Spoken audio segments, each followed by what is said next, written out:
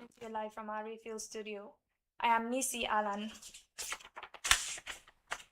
President Bola Tinubu on Thursday unveiled about $3.05 billion in World Bank-funded programs aimed at reducing poverty, strengthening healthcare and education, and improving the livelihoods of vulnerable Nigerians, saying the gains of his administration's economic reforms must be felt by every household. Tinubu, represented by the Minister of Finance and Coordinating Minister of the Economy, Mr. Taiwo Oyedele, launched the Nigerian Community Action for Resilience and Economic Stimulus Additional Financing Program, the Solutions for Internally Displaced and Host Communities Program, and the Human Capital Opportunities for Prosperity and Equity Program at the Presidential Villa in Abuja. The president said the interventions marked a new phase in the implementation of his Renewed Hope agenda by complementing macroeconomic reforms with targeted investments in social protection and human capital development. Tinubu added that real prosperity means no Nigerian is left behind on the journey to a $1 trillion economy by 2030. According to him, the Renewed Hope Development Plan 2026 to 2030 provides the roadmap for translating economic stability into better livelihoods with renewed programs serving as key implementation vehicles. The president said the package comprised about $1.25 billion in total financing for NG Cares, a $300 million solid program for internally displaced persons and host communities, and a $1.5 billion HOPE program, which focuses on governance, primary healthcare, and education. Together, they amount to about $3.05 billion in World Bank-supported financing. The Central Bank of Nigeria has introduced a comprehensive real-time monitoring framework for bureau de change operators, unveiling a centralized transaction tracking platform aimed at strengthening oversight, improving transparency, and enhancing compliance across Nigeria's foreign exchange market. A circular signed by the Director of CBN's Trade and Exchange Department, Aderinola Shonikan, further reinforced this stance, stating that CBN shall maintain a centralized portal, the FX BDC Purchase Tracker, to which all BDCs shall be registered and submit real-time or same-day data on BDC purchases, enabling systemic compliance and oversight. The new framework is designed to support the implementation of February 20 retail foreign currency market. The Corporate Affairs Commission has commenced another round of enforcement against non-compliant companies, placing about 100,000 firms at risk of being struck off Nigeria's companies register for failing to meet statutory filing obligations. The Commission announced the exercise in a public notice posted on its official Facebook page on Thursday, stating that the action was being undertaken under the provisions of Section 692, subsection 3 and 4 of the Companies and Allied Matters Act 2020. The affected companies have been given 90 days to regularize their records by filing all outstanding annual returns and submitting information on persons with significant control, also known as beneficial ownership information.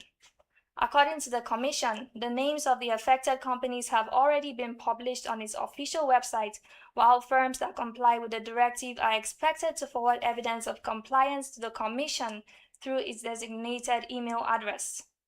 In the notice signed by its management, the CAC warned that the companies that fail to meet the deadline would be removed from the register without any further communication. The Commission assured that it remains committed to providing prompt and efficient services to the satisfaction of our valued customers. Nigerian fuel importers are facing renewed pressure as rising international petrol prices and higher freight costs increase the cost of bringing products into the country, while the Dangote Petroleum Refinery's pricing continued to limit import opportunities. The latest daily refined products commentary by S&P Global Commodity Insights said market participants expressed concern over higher flat prices, with traders pointing to the impact of the Dangote Refinery's pricing on Nigeria's import market. According to the report, a trader said premiums for Ghanaian specification petrol were higher than for Nigerian specification petrol because prices in Nigeria are constrained by the refinery's pricing, saying prices are capped by Dangote prices. The report added that gasoline prices in Lomé had climbed above the Dangote refinery sale prices, effectively eliminating arbitrage opportunities into Nigeria. Although traders had anticipated an increase in the Dangote refinery's coastal sales price, the report said the company kept its prices unchanged, though the newly introduced dollar pricing may affect prices. The Securities and Exchange Commission, SEC, has commenced a nationwide enlightenment campaign to help Nigerians recover unclaimed dividends and other monies arising from capital market transactions. The campaign, which began with a town hall meeting in Lagos on Thursday, is aimed at sensitizing investors on the existence of unclaimed monies, the role of National Investor Protection Fund, and the procedures for verifying the recovering legitimate claims. The Director General of SEC, Emomotimi Agama, who was represented at the event by the Director, Registration and Exchanges Market Infrastructure Department, Hafsat Rufai, said the initiative was necessary to ensure that funds belonging to investors were returned to their rightful owners. Operators.